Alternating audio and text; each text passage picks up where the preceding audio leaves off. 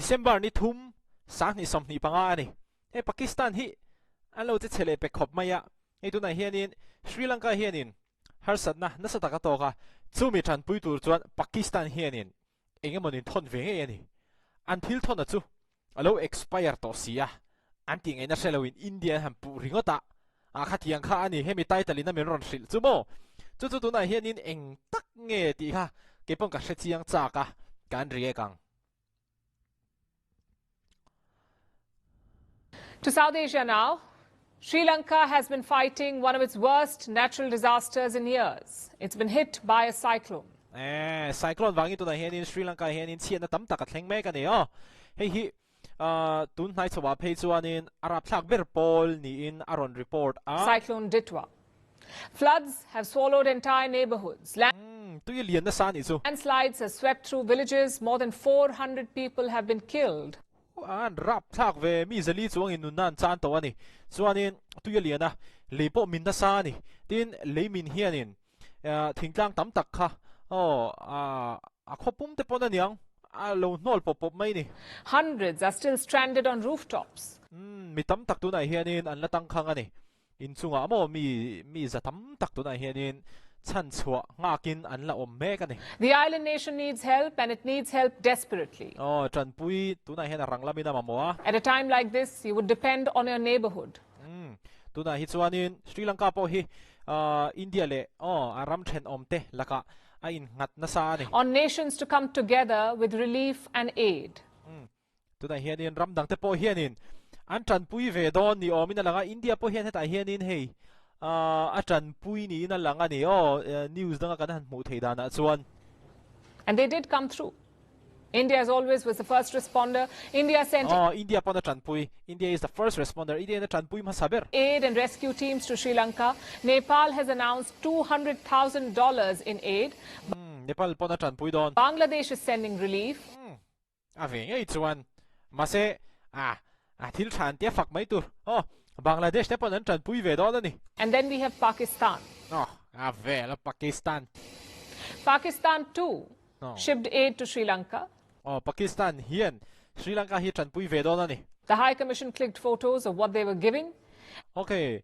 Hi chu thona tirpo ni lo longin an vathon ani Pakistan lampang hian. And it posted these photos online with hearts and flags. The caption said, "Always standing together."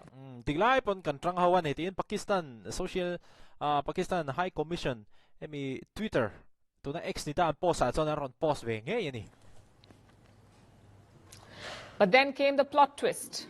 The pictures uploaded by the Pakistani High Commission showed bags of aid. The internet zoomed in, and here's what they found, written on one bag. Hey Pakistan lampang na ron post sa. Chu mi then khatin an lo en chiang an lo chik lutuk. Hey expiry date 10/2024 om je chu October nikum October a khanin expire date to ni Pakistan na tiangan thil thon hi mo abuai thak EXP 2024. EXP stands for expiry. 2024 was last year. Which means the bag of aid expired last year. Pakistan na Sri Lanka tran pui na thon hi lo expire to ni azia lo thin ne an che thal thei tho lo heram hi mo. So did Pakistan send an expired bag of aid to Sri Lanka? That's the question the internet is asking. And I wouldn't blame Pakistan much here. With their battered economy and an army general consolidating power, they may not even realize what year it is. Pakistan hi chuanin Pakistan hi adem lem lo a chan chu an ram hi be sei vak tur hi om lo ven Pakistan atang hian an ram hi tu na chani na boi nuai ril tu ko mo Prime Minister Lui Imran Khan chung chang te kha news sa te po hanin lo mu ve thawin ka ring ke po hen ka ngai event ru ve dewa chan chin chiang takhi ka la sa thei big lo ani. Maybe they thought it's the early 2000s. But it did not escape the internet's wrath. Kum sang ni chau tur ve langa hian Pakistan hian langai yu mai thei awara chu khatia kha ni to lo tu na chonin kum sang ni som ni panga a thop don to social media chak to lo tu. Then came the fun part. Islamabad said nothing about this. Sri Lanka did not comment either. Pakistan lampang in engman soi lo Sri Lanka lampang pon engman ro soi chuang lo. But here's what the Pakistani High Commission did. They deleted the post. Pakistan High Commission chuanin ami a post an siam han delete ani a om zia chu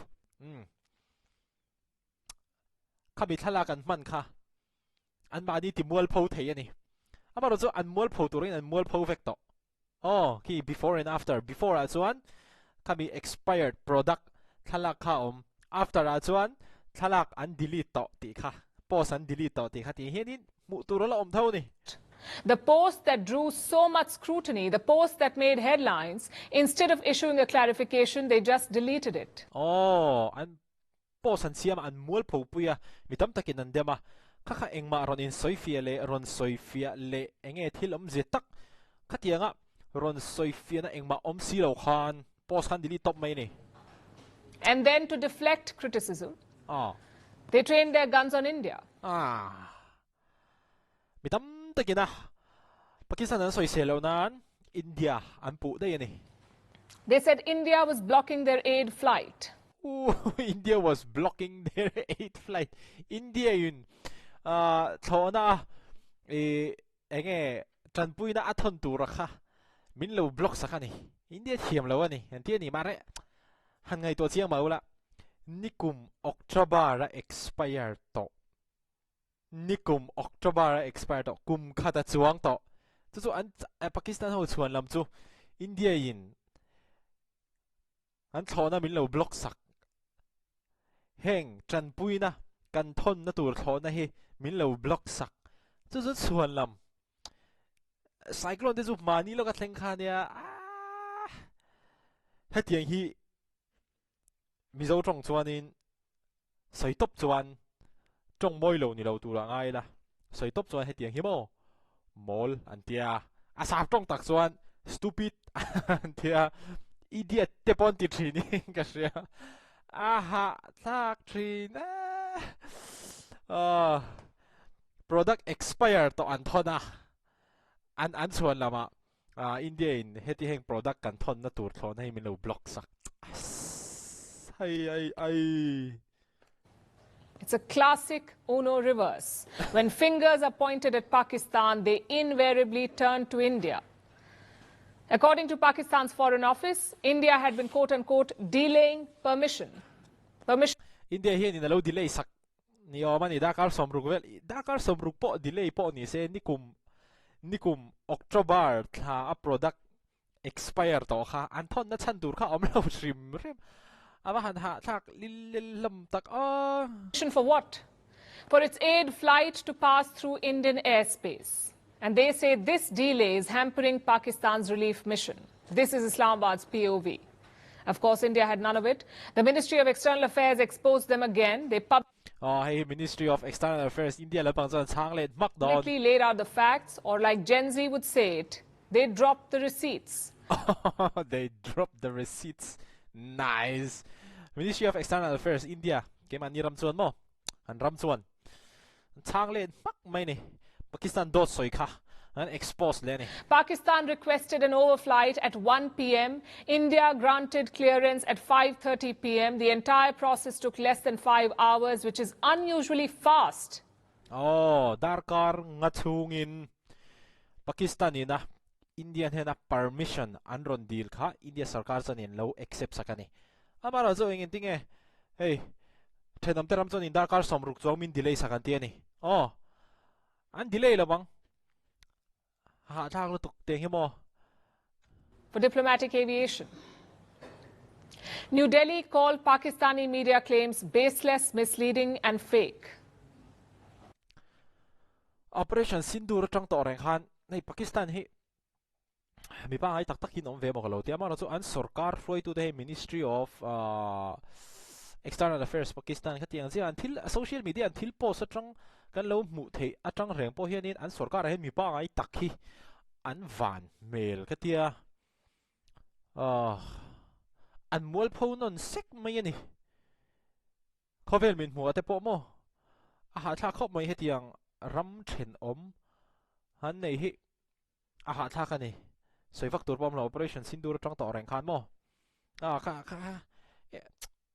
e du tok phot te ang khami khan ni phot te se kan information nei tura kan kan nei kim to thak la mai Sri Lanka in to na cyclone wang in har sat na sa ka to ka Sri Lanka tu ye liana le yamina ram then om tam ta kin an chan pui ni tu ma ming chiat nan nei lo Pakistan ti lawin a san chu Pakistan chuan in nikum October kum sang ni som ni palia product expire to kha Sri Lanka an thon lu ta an chuan lama India in dar kar somruk an chona min block sak min delay sak ai